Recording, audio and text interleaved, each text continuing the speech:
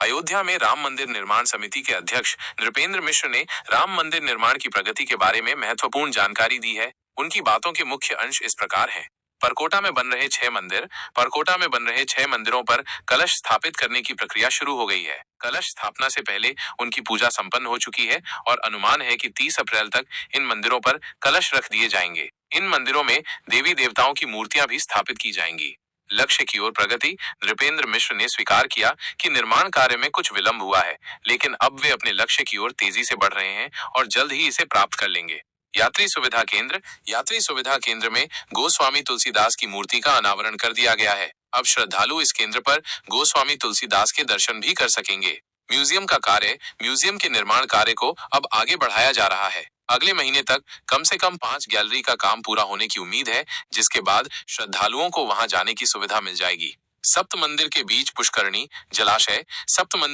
में एक जलाशय पुष्करणी बनकर तैयार हो गया है। निरीक्षण के दौरान ये आश्चर्यजनक दृश्य देखने को मिला कि बंदरों का एक समूह उसमें स्नान कर रहा था, जिससे ऐसा प्रतीत हुआ मानो उसका उद्घाटन हो गया हो। संक्षेप में, राम मंदिर निर्माण कार्य प्रगति पर है और विभिन्न सुविधाओं को धीरे धीरे श्रद्धालुओं के लिए खोला जा रहा है।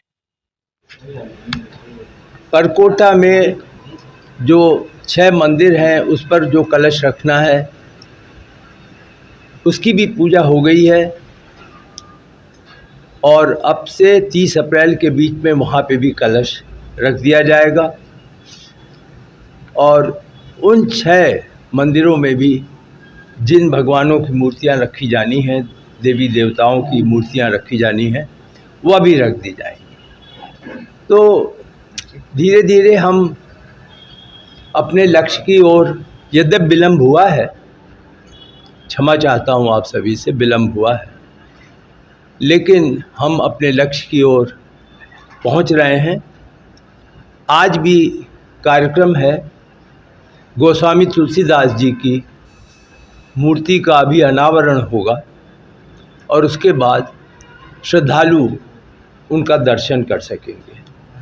तो एक और दिशा में एक कदम आज उठ जाएगा। कल हम सभी ने मिलकर के संग्रहालय में अब कार्य को आगे बढ़ाने पे चर्चा की।